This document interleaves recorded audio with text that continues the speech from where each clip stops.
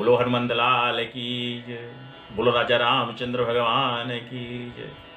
पिछली कथा में हम लोग कह रहे थे कि जब जब धर्म की हानि होती है तब तब प्रभु अवतार लेते हैं, अपने भक्तों का क्लेश दूर करने के लिए वो विविध प्रकार से अवतार लेते हैं।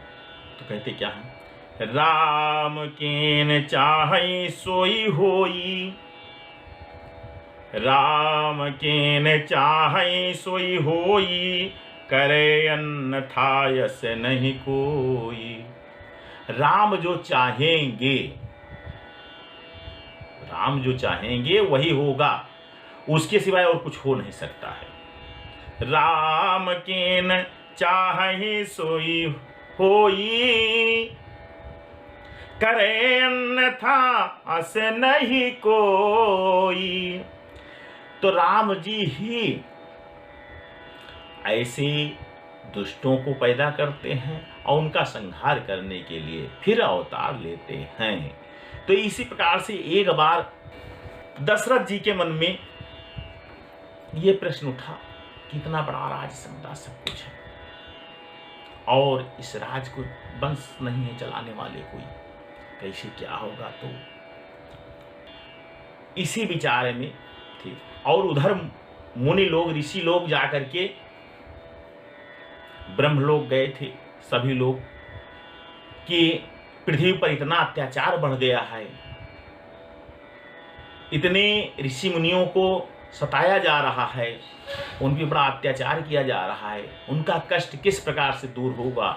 मुनि लोग यही अपना स्तुति करते हुए पहुंचे थे वहां पे।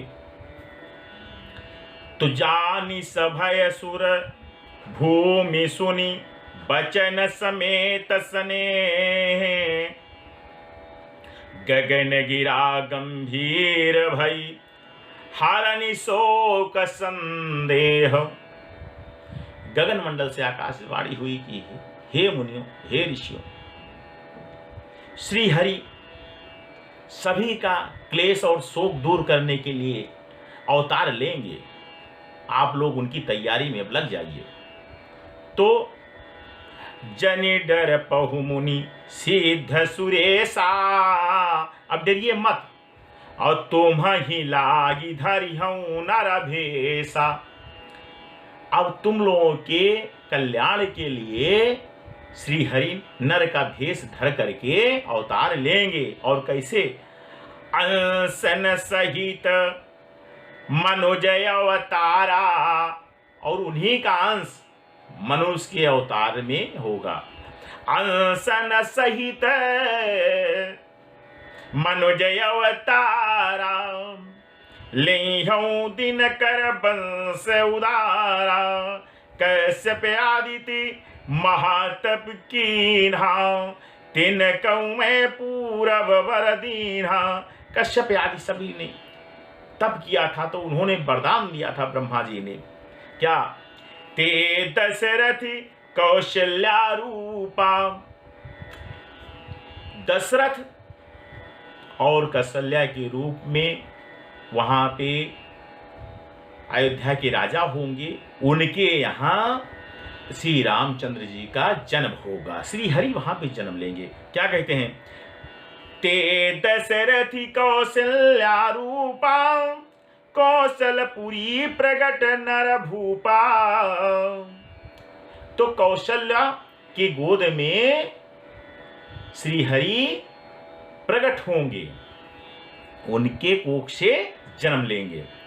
तिन्हके ग्रह अवतरी हूँ जाई, तिनके ग्रह अवतरी हूँ जाई, रघकुल तिलक ते चारियों भाई, तिनके ग्रह अवतरी हूँ जाई, रघकुल तिलक ते चारियों भाई। नारद बचन सत्य सब करी हो, परम शक्ति समेत अवतरी हो। नारद जी का वचन सत्य होगा और पूरी शक्ति के साथ सभी लोग अपना अपना अवतार लेंगे, जन्म लेंगे। हरिहऊ सकल, हरिहऊ सकल, अरे भूमि गरुआई, भूमि पे इतना पाप बढ़ गया है, अत्याचार बढ़ गया है, उसको कम करने के लिए प्रभु अवतार लेंगे। हरिहु सकल भूमि, गरुआ रही है भूमि, भूमि जो है कांप रही है, हिल रही है धरती, भार नहीं सहन कर पा रही पापियों अत्याचारियों का। तो हरिहु सकल भूमि गरुआई, और निर्भय हो देव समुदायी, पूरे देव ऋषि समुदाय सभी लोग आप निर्भय होइए, जाइए। तो गगन ब्रह्मवाणी सुनि काना,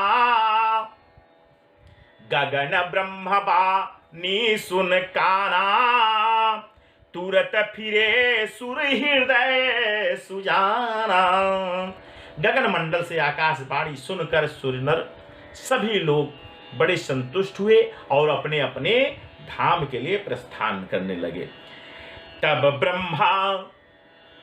ब्रह्मा धरनी ही समुझावा, अरे अभय भई भरोसा जियावा।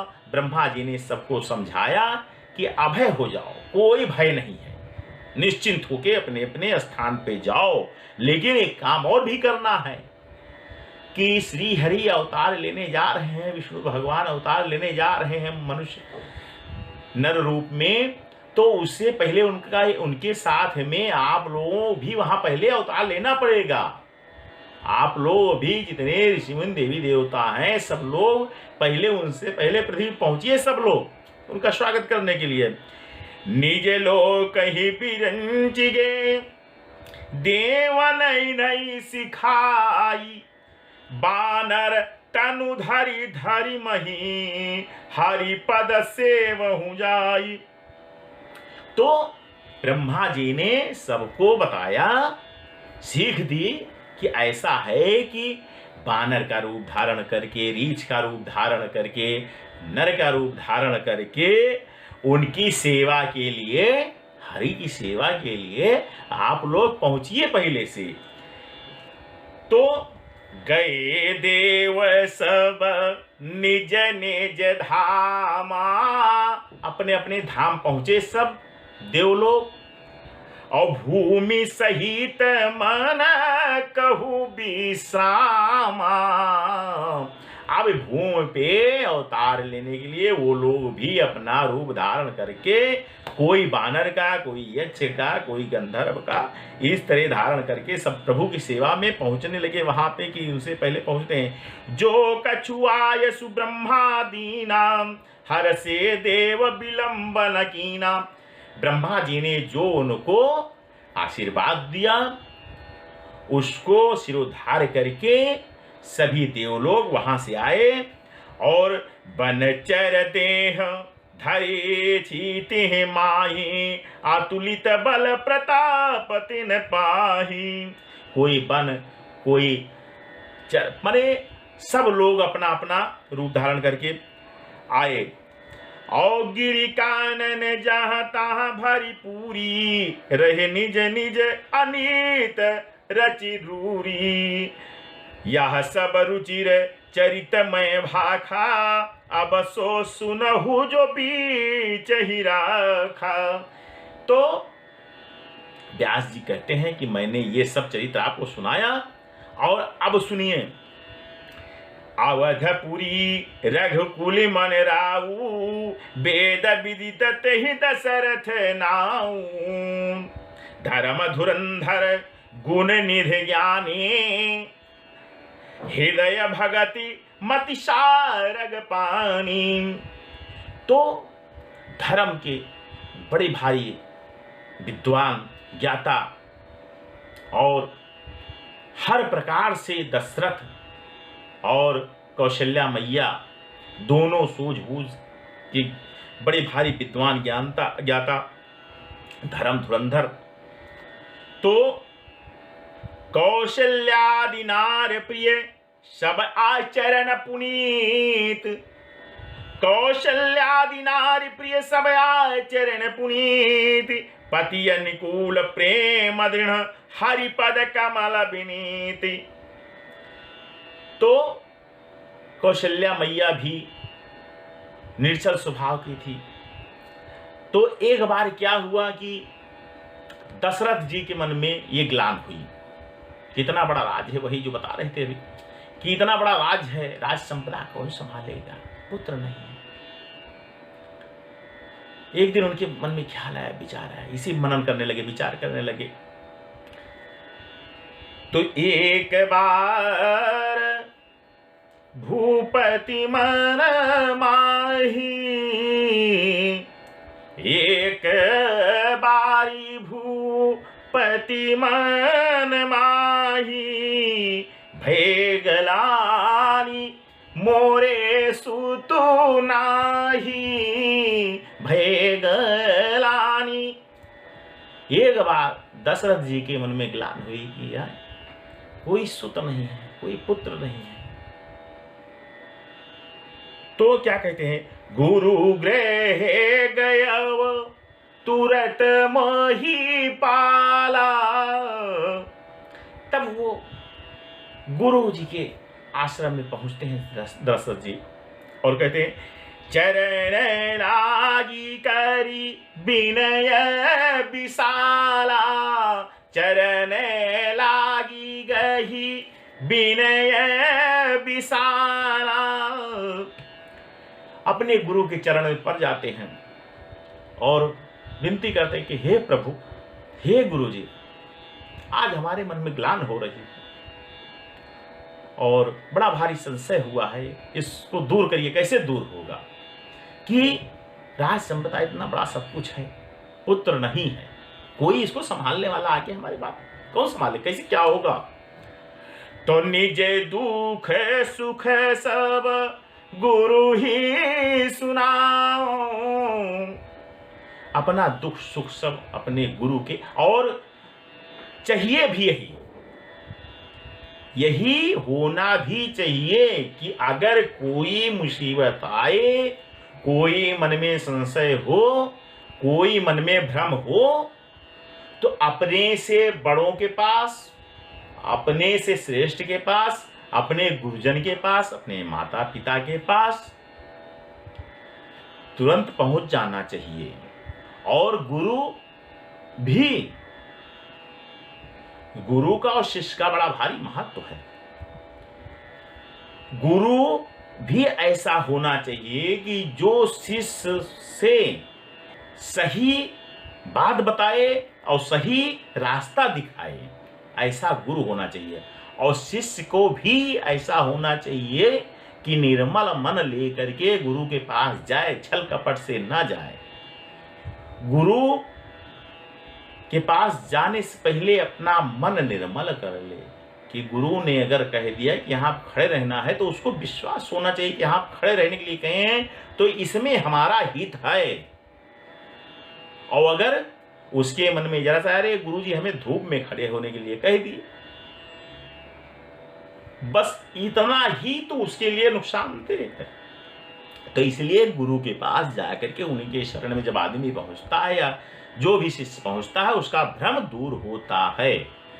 तो निज दुख सुख सब गुरु ही सुनायो, कही वशिष्ठ बहु विधि समुझायो। तो जब अपना दुख वशिष्ठ जी को सुनाए महाराज, तो वशिष्ठ जी ने कहा कि मत परेशान हो, चिंता मत करो। समझाए उनको, उनका ढाढ़स बनाए, उनको ज्ञान दिए। उन्होंने कहा क्या कि धरहूं धीरा, ढाढ़स बता रहे हैं, चिंता मत करो। अरे राज, चिंता किस बात करते हो भाई। धरहूं धीर होई है सुतुचारी, कह रहे हैं धीर रखिए, 4 पुत्र होंगे, एक पुत्र नहीं। चार चार होंगे और एक से सब धर्म की रक्षा करने वाले होंगे। धरहु धीर होई है सुतुचारी, त्रिभुवन विदित भगत भयहारी। और तीनों लोक में सभी भक्तों का भय हरण करने के लिए वो पैदा होंगे। आपके घर में 4 पुत्रों का जन्म होगा, लेकिन एक कार्य आपको करना पड़ेगा। अरे कहे महाराज, जो कार्य बताइए वो कार्य हम करने के लिए तैयार हैं। गुरुजी आप आदेश करो। और शिष्य भी होना ऐसे चाहिए कि गुरु अगर कहे तो उसके तुरंत आदेश का पालन करे। तो उन्होंने कहा कि अरे प्रभु, गुरु जी ऐसा बताइए, मैं करने के लिए तैयार हूं। तो कहें सुनो फिर। सिंह ऋषि वशिष्ठ बोलावा, पुत्र काम शुभ यज्ञ करावा। तो वशिष्ठ जी ने सिंह ऋषि को बुलाया और पुत्र काम यज्ञ कराया। यज्ञ का विशाल पूरा सारी व्यवस्था हुई, बहुत विशाल यज्ञ हुआ पुत्र काम के लिए। तो बैठे राजा दशरथ और आहुतियां पड़ने लगी, यज्ञ की तैयारी होने लगी। अरे भगत सहित मुनि आहुति देही, भक्ति भाव से भरे हुए राजा दशरथ आहुतियां दे रहे हैं, बड़े भाव से, बड़े श्रद्धा के साथ, बड़े विश्वास के साथ, बड़े निर्मल मन से, गुरु जी की आज्ञा मान करके विधि विधान से आहुतियां दे रहे हैं, यज्ञ कर रहे हैं। और कोई भी यज्ञ कार्य किया जाएगा, धर्म का कार्य किया जाएगा, तो उससे अच्छी चीज ही उत्पन्न होगी, उसका लाभ होगा, कल्याणकारी लाभ। यज्ञ का जब जब अनुष्ठान किया जाता है, यज्ञ की जाती है, तो यज्ञ से वातावरण शुद्ध होता है, मन बुद्धि शुद्ध होती है, माहौल वहां का सही होता है और असुरी शक्तियां वहां से बहुत दूर तक भाग जाती हैं। तो भगति सहित मुनि आहुति दीहे, प्रगटे अगिन चारु कर लीन्हे। बड़े भाव के साथ आहुतियां पड़ रही हैं और उसी समय यज्ञ से अग्निदेव प्रकट होते हैं। और जो वशिष्ठ कछु हृदय विचारा, वशिष्ठ जी ने जो हृदय में अपने विचार रखा था, सकल काजुभा सिद्धि तुम्हारा। वशिष्ठ जी ने कहा कि जो हृदय में आपके भाव उत्पन्न हो रहे थे, वो कार्य आज आपका सफल हो गया। यज्ञ देव प्रकट हो गए। यज्ञ देव में से अग्नि महाराज प्रकट हुए हैं। तो यह भी बाटी देहो निपूजाई। और अग्निदेव जब प्रकट हुए तो उनके हाथ में एक हव्य कटोरा था, कटोरा लिए हुए वो प्रकट हुए और उसमें खीर थी, हव्य। तो यह भी बाट देहो निपूजाई, जथा जोग जेहि भाग बनाई। अग्निदेव हव्य लेकर के, कटोरा, खीर का कटोरा लेकर के प्रकट हुए और राजा दशरथ को दिए। उन्होंने कहा कि ये खीर लो और इसको ले जा करके अपने रानियों को खिला देना, जिसके जो भाग में आए बांट करके इसका भाग सबको खिला देना। तब आदृश्य भये पावक सकल सबई समुझाई, परमानंद मगन निप हरसन हृदय समाई। इसके बाद अग्निदेव अदृश्य हो गए और परमानंद में राजा दशरथ उस खीर का कटोरा लेकर के बहुत प्रफुल्लित होकर के मगन होकर गुरु के चरणों को छू करके फिर कहते हैं, प्रभु आपकी बहुत दया हुई हम पे, और गुरुवाणी भी असत्य नहीं होती है, सत्य होती है। मन में विश्वास और आस लेकर के चल पड़े। महल में पहुंचते हैं।